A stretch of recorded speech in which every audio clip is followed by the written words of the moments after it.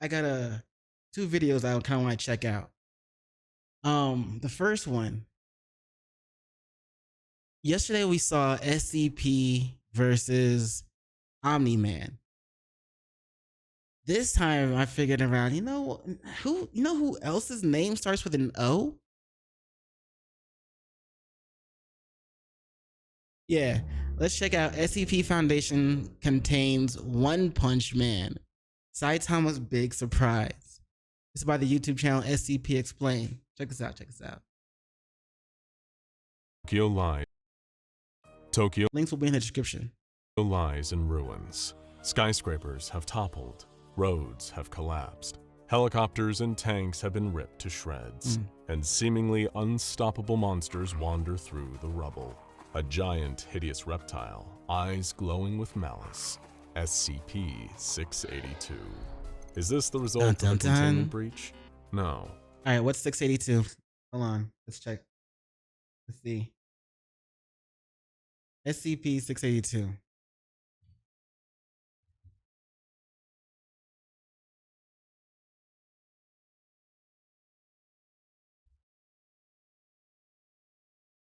Description: SCP-682 is a large, vaguely reptile-like creature of unknown origin. It appears to be extremely intelligent and was observed to engage in complex communication with SCP-079, which is does it have like a name? Is a sorcerer microcomputer? Anyway, SCP-079. During their limited time of exposure, SCP-682 appears to have a hatred of alt-life, which has been expressed in several interviews during containment. Alright, well, It's exactly where the Foundation wants it to be. Watched by a Foundation drone floating high above in the smog-choked sky. They're anticipating a battle of epic proportions. Not far away, another monster crawls from the rubble that was once a major building in the Tokyo Financial District. Its form hideously elongated, its skin white as death. Its face an omen of absolute doom for anyone who sees it. SCP-096. that's creepy. Is this the result of a containment breach? Once again, no. It's here exactly by the Foundation's design. In between these anomalous titans stands the reason that the Foundation dispatched them here. A man in a yellow costume, his white cape flowing in the wind, the evening sun Yo, high key, I forgot this was about Saitama for a hot second. shining off the dome of his perfectly bald head. In the eyes of the SCP Foundation, he's one of the most dangerous anomalies they've ever encountered. Isn't To he the a man human? himself, Guess not to he's them. just Saitama, the man who's just a hero for fun. For fun. With the help of the potentially world-ending anomalies, SCP-682 and SCP-096, could the SCP Foundation count Saitama among their thousands of secured, contained, and protected anomalies? Just 2 hours earlier, Why? He's not trying to hurt humans. I mean, sometimes they get caught in the blast, the backfire of the fight, but you know what I'm saying? You know what I'm saying? He's actually helping us. Yeah. the city was still standing. A seemingly normal man, unremarkable save for his baldness, was taking a day trip into the city, hoping to enjoy the fine restaurants and maybe buy some new t-shirts in Shibuya. It's his day off. He doesn't intend to get into any fights. But today, that won't be his choice. Doesn't he wear his costume everywhere? Like, he doesn't have normal clothes, does he? He always wears his costume, doesn't he? Far above, a Foundation drone tracks his every move, feeding up-to-the-minute data to the many Japanese Foundation field agents embedded in the crowds around him. Their mission is simple. Ferry the man known as Saitama to an isolated location, then move in to intercept. Hopefully, he'd see reason and submit to containment voluntarily. If he didn't, they'd need to resort to more extreme measures. A field agent disguised dun, as a dun. promoter approached Saitama outside What's of a up, Cat? grocery store. Oh, Their my intel indicated that for all his anomalous potential, Saitama couldn't resist a good deal, and that's a weakness they'd be happy to exploit. The field agent gave Saitama a coupon promising a 60% off deal at a nearby sushi restaurant that was a Bet. little off the beaten track. Today only. The hairless hero couldn't help but smile. Man, that's a great... Yo, 60% off on sushi?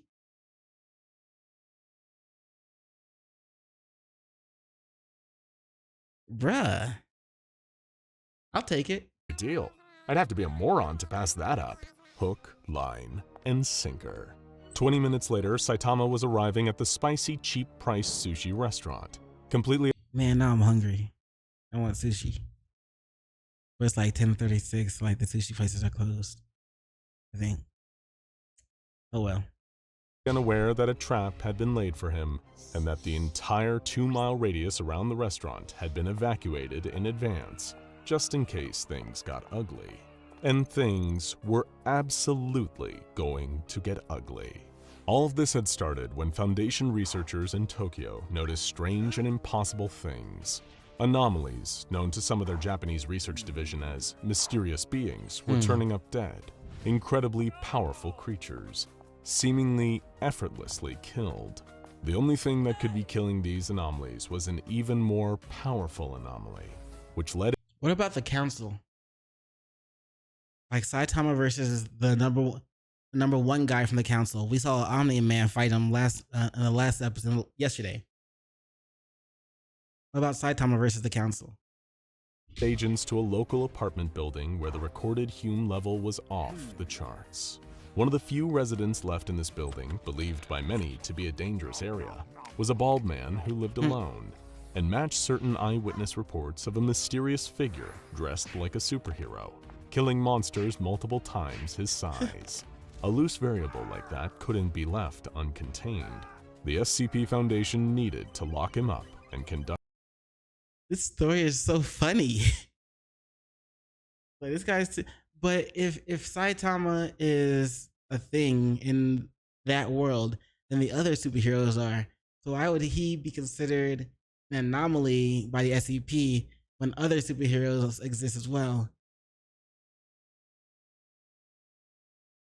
Conduct as many tests as they could. Back to the now, as Saitama had just walked into the Foundation front business posing as a sushi restaurant. He placed his order and waited, when suddenly a heavily armed mobile task force emerged from the shadows, aiming high-powered assault rifles loaded with armor-piercing rounds that could easily put down a rhino. Damn! Saitama was surrounded, much. but he seemed oblivious to the danger. Are He said, you guys "Fuck here for the sushi deal? You're a little overdressed. The mobile task force didn't feel like wasting any time. The squad leader barked an order for Saitama to come quietly and submit himself to custody. If he didn't, they were authorized to use lethal force. Saitama protested that he couldn't leave now. He'd miss the sushi deal. Before the mission, the squad leader had been briefed. Saitama got his priorities straight, bro. He's like, nah, fam, I came here to get my food. I need some sushi, fam. I ain't trying to... What? You want me to miss this? What's wrong with you, bro? Nah, bro. I'm hungry. Shit, I smoked a bowl before I got here too. I had the munchies. Cottonmouth. Bro, I'm just trying to eat and get my drink on. Like, fuck off. That they were dealing with an impossibly powerful anomaly. He'd lost friends on the SCP-682 detail, so he sure as hell wasn't going to take a chance on this one. He commanded his squad to open fire. The crackle of automatic gunfire echoed through the streets. The muzzle flashes turned the sushi restaurant into a photosensitive's worst nightmare. That's a big gun. That's a big trigger happy, right? As bullets shredded through the front desk and peppered the wall. But somehow, not a single one hit Saitama. He wasn't even there. In his surprise, the squad leader turned, only to see Saitama standing right behind him. You ought to be more careful where you're pointing those things. You could hurt somebody. The squad leader pivoted and tried to fire at Saitama again. But with a single flick of his index finger, the leader was sent flying through the wall, and another 2 walls after it. It's a good thing he didn't hit the grenade on his chest. In a panic, the second-in-command requested immediate backup and ordered the team to fall back. There was another deafening crack from across the street. as a Foundation sniper positioned in a nearby building fired a 50 caliber round straight into the back of Saitama's head. The bullet simply pinged off of Saitama's scalp like a BB fired at the side of a car. He itched the back of his head, barely even noticing it. Luckily for the Foundation, this was only Plan A. Plan B started when the bomb underneath the fake sushi restaurant exploded, reducing the entire building to rubble with Saitama inside of it. That, they estimated, was sure to at least slow him down. Or so they thought, until the bald hero for fun effortlessly climbed out of the rubble, brushing brick dust from his outfit. Somehow, in the course of the explosion, he'd managed to change from his civilian outfit to his hero uniform. Now he was going to wear the uniform under the outfit. They never expect that shit. Here's your superhero tip for the day. You know, in case you out there superheroing, do your thing. Do your thing. to get at least semi-serious. But so was the Foundation. They rolled out the heavy artillery, state-of-the-art tanks spilled into the streets, armed with cannons and 50 caliber machine guns. Above, they scrambled several attack helicopters and a pair of F-35 jets. The isolated Tokyo suburb soon became a war zone, with the belligerents being the most powerful organization in the world, and one bored, bald man. With speed that regular eyes couldn't even quantify, Saitama dodged around machine gun fire from land and air, bullets instead tearing up the asphalt beneath his feet. Dancing on them hoes. From land and air, bullets instead tearing up the asphalt beneath his feet. The tanks rolled in close to get a better chance of landing a hit on Saitama, but that would be their undoing. One fired a round from its main gun, which Saitama simply swatted out of the air like an annoying fly. Fractions of a second after, he lunged forward and with one punch reduced the tank to scrap metal. The men inside were lucky that they weren't killed. I don't even know you guys, Saitama complained. Why are you trying to ruin my day off like this? The other tank fell back, realizing it wasn't going to be effective against this anomalous combatant. But the air support wasn't letting up. The helicopters and jets circled, firing down a maelstrom of gunfire and deadly explosive rockets that pummeled the ground around the part-time hero. Okay. And Saitama wasn't about to take that lying down. And he's not He reached over affected. and grabbed up a handful of small stones from the rubble of the destroyed road around him. Yes.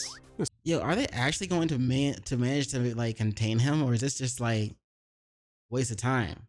Like it's just a funny attempt that they tried to contain Saitama because nobody can contain Saitama.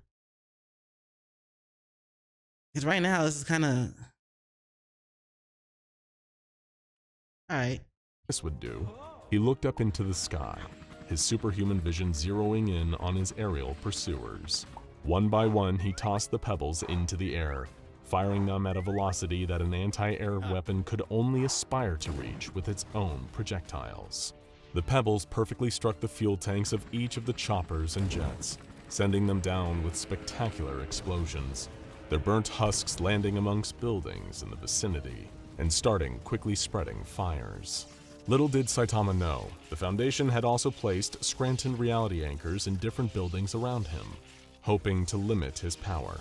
Instead, his presence had caused the anchors to overload and explode. Saitama was Wait, just his presence caused it to... even more powerful than the best Foundation estimates had allowed for. Okay. If they wanted any hope of subduing and containing him, they needed to requisition a little anomalous assistance. Don't tell me they're gonna free SCPs and try and use them to get to Saitama. In the case of extreme emergencies like this one, where the anomalous enemy is extremely powerful but the area is so densely populated that ground deployment of Hammerdown is infeasible, the Foundation has a list of incredibly dangerous anomalies that can be deployed on short notice. They're using SCPs, or they're releasing SCPs to try and contain Saitama. That's hilarious. That's hilarious.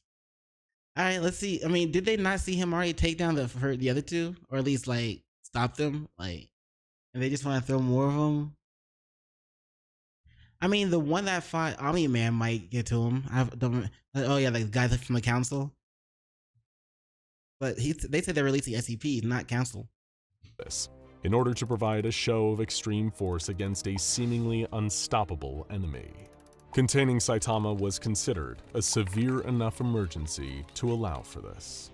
While the less controllable anomalies were being prepared, the remnants of the experimental mobile task force, Pandora's Box, was zeroing in on Saitama's location. Chief among them was SCP-076, Abel, an immortal warrior inhumanly proficient in combat, capable of producing weapons out of thin air. When he heard that a combatant as strong as Saitama was involved, he demanded to be allowed to face him. Makes sense. Abel was always looking for a new opportunity to test his skills. It wasn't long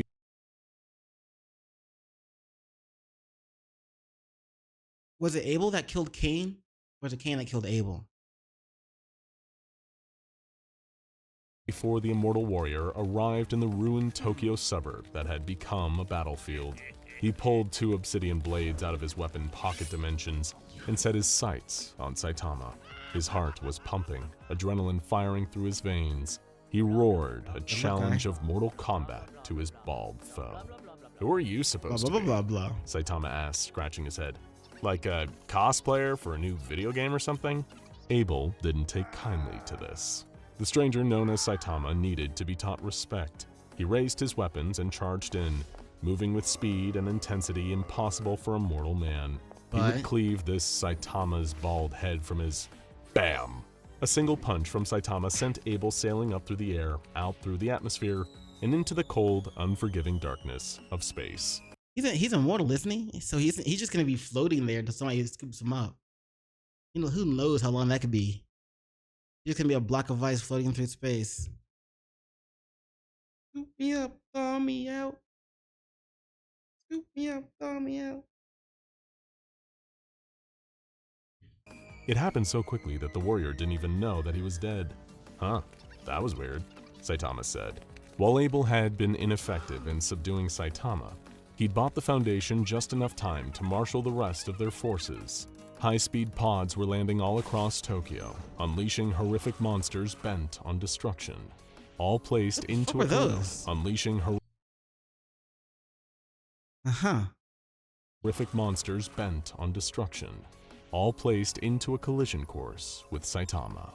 Now, it was time for the real challenge. I think he'll be fine. Half a mile west, SCP-2419, the Laughing Men, sadistic zombies made from the bodies of D-classes, thought to be almost impossible to kill, were unleashed, visiting indiscriminate violence on any civilians whom they happened to run into. As long as they helped weaken Saitama, the Foundation considered— And they just released them again? Like, what if they deviated from their little plan and went after other civilians?